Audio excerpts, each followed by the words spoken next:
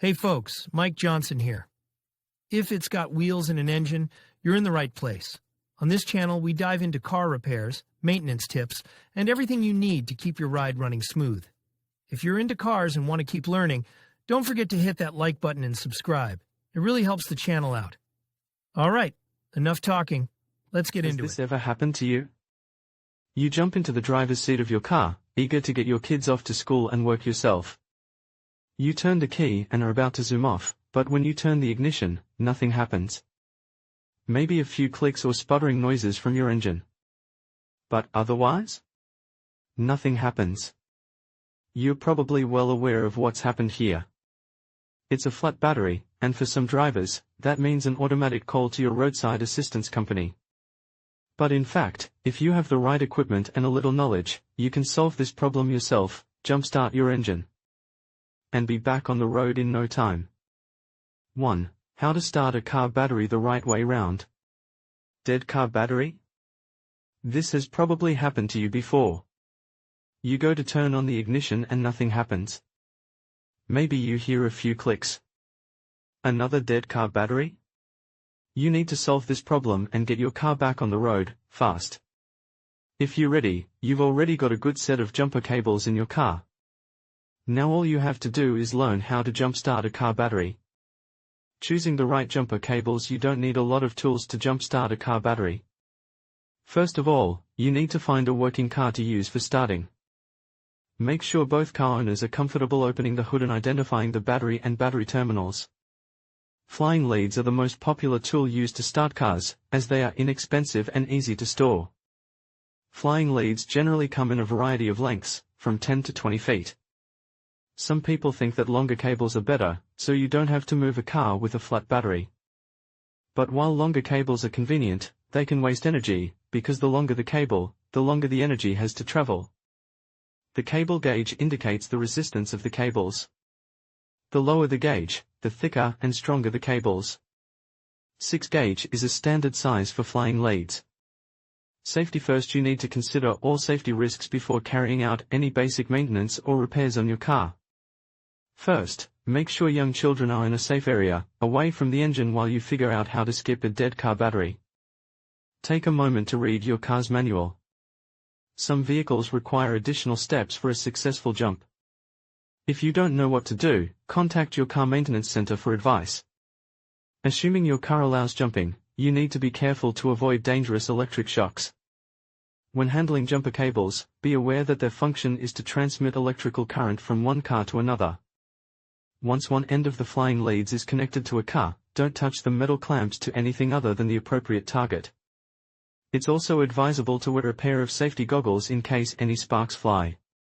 How to jump a car battery. Step 1. Park the vehicles side by side.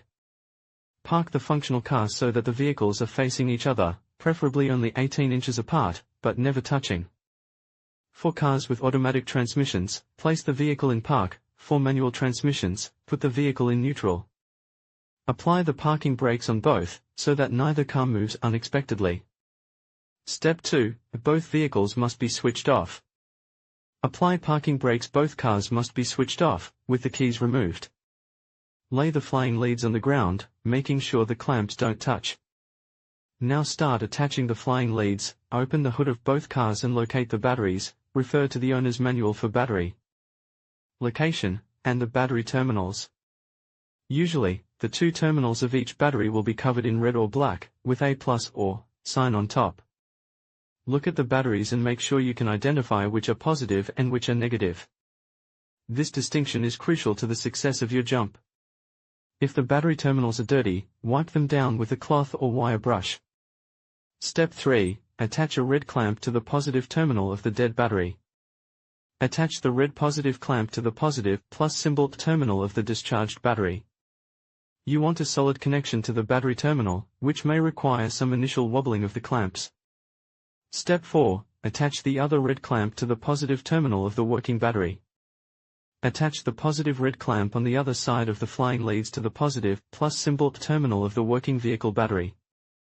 Step 6. Attach the black clamp with a clean nut or bolt to the engine block. Return the discharged battery to the car. Do not connect the black negative clamp to the discharged battery. Instead, attach this clamp to an unpainted metal part of the car, such as a clean, shiny nut on the engine block. This will help ensure a safe jump. Knowing how long it takes to charge a dead car battery, you are now ready to try the quick start. Follow the instructions below to find out how and for how long to charge your car's dead battery. Step 7. Start the work vehicle and let it run for a few seconds. Start the work vehicle. Wait 1 minute. Depending on the age of the battery and the time since it died, you may need to leave the car running for a minute or two for the jump to work. Step 8. Start the dead vehicle. It should light up. Try starting the dead car. If the car doesn't start, let the running vehicle charge the battery for another minute or two before trying again. Step 10. First disconnect the black jumper cables, then the red ones. Once the dead car is running, you can disconnect the jumper cables, starting with the black negative clamps. Don't let the clamps touch while any part of the cables is still attached to a car. Step 11. Take a short drive to recharge the battery. Now take a short drive. This will allow the battery to build up a charge. This drive allows the vehicle's alternator to charge the battery and ensures that your vehicle won't die once you turn it off. If starting fails, if the jump doesn't start your car after a few short attempts, or if the car starts but dies again, you've got other problems you need to solve. Most batteries last between 4 and 6 years. If your battery is old, you may need to replace it. If the battery is working properly, you need to consider other possible problems with other components, including fuses, battery corrosion, defective alternator, ignition switch starter connection. When you don't know what's wrong, your best bet is to take the car back to your local automotive service center for repair and maintenance. Many centers offer free battery inspections and diagnostic analysis, and can help you understand your vehicle's problems. Let's suppose for a moment that you manage to blow up your car's battery and get to your destination. But then, the next time you try to start your engine, you run into the same problems: clicking, sputtering, all the telltale signs of a dead battery. Causes of a failed charge. Among the most common reasons for a battery failing to hold its charge are, even while you were driving the battery wasn't recharging. This is a mechanical problem, and you'll want to discuss it with the service professionals. You simply didn't drive the car very long once you jumped it. Remember, you'll want to keep the engine running for at least a few minutes to make sure it's generating a decent charge. Spending about 20 minutes driving around town is ideal. There's some kind of parasitic electrical discharge on the battery, probably caused by a bad alternator. The battery is simply very old and no longer able to withstand a load for very long. If this is the case, you'll need to replace it. These are not the only potential causes of your battery problems, but they represent the most likely scenarios. Diagnosing the problem to determine which of these scenarios you're dealing with, here are a few troubleshooting tips. Next, test your battery's voltage. To do this, get a voltmeter and connect the red wire to the positive terminal and the black wire to the negative terminal. Hopefully you'll get a reading of over 12.6 volts, showing a fully charged battery, but if not, there's definitely a problem with the battery not being properly charged. From there, consider the condition of the battery itself. Does it look visibly rusted or worn? Is it more than 4 years old? If so, then the simplest solution may be to have the battery replaced. Finally, ask yourself if the problem is with your alternator. If you detect cracks or fraying in the alternator cables, it's a clear sign that something's wrong. And if you start the car only to have the battery quickly lose its charge and the engine stall, this suggests an alternator problem. These are great ways to understand why your battery won't charge, but what if it won't start at all? If you've followed our step-by-step guide and your engine still won't turn over, there may be several possible reasons. 3. Why won't your engine start? If your efforts to restart the battery go nowhere, it's probably for one of the following reasons. Your battery may simply be very old and beyond the point where it can be repaired, in which case, of course, it will have to be replaced. Finally, note that there could be another mechanical problem somewhere in the vehicle, such as blown fuses or a bad alternator. A service technician can help you diagnose and solve any of these problems. 4. How to clean a car battery. If you have an old battery or mechanical failure, this will probably require the intervention of an automotive specialist. But if the problem is simply that your battery terminals need cleaning, this is something you can do yourself. Here's what you need to do to make sure your battery terminals are spotless. First, turn off your engine. Although terminal cleaning is a fairly simple DIY project, there is still a slight risk of injury. You can avoid this risk simply by ensuring that the motor is switched off while you're working. Next, loosen the nut holding your negative cable in place. You'll probably need a wrench for this. Detach the cable from the pole. Then follow the same steps with the positive cable. Just take a moment to visually inspect your car's battery. Specifically, look for cracks or fissures. If you see any, it means there's a problem with your car's battery that you probably won't be able to solve yourself, more likely than not, you're looking at the need for a battery replacement. You'll also want to look at the cables and clamps themselves. Again, what you're looking for is very obvious evidence of wear. If your cables or clamps have large tears or rips, you'll probably need to have them replaced. These things really can't be repaired. Assuming you don't see any of these obvious signs of wear, you'll want to mix your cleaning solution, a tablespoon of baking soda in a cup of water. Mix thoroughly, then dip an old toothbrush into the mixture. Use the toothbrush to remove any signs of corrosion you see on your battery's terminals.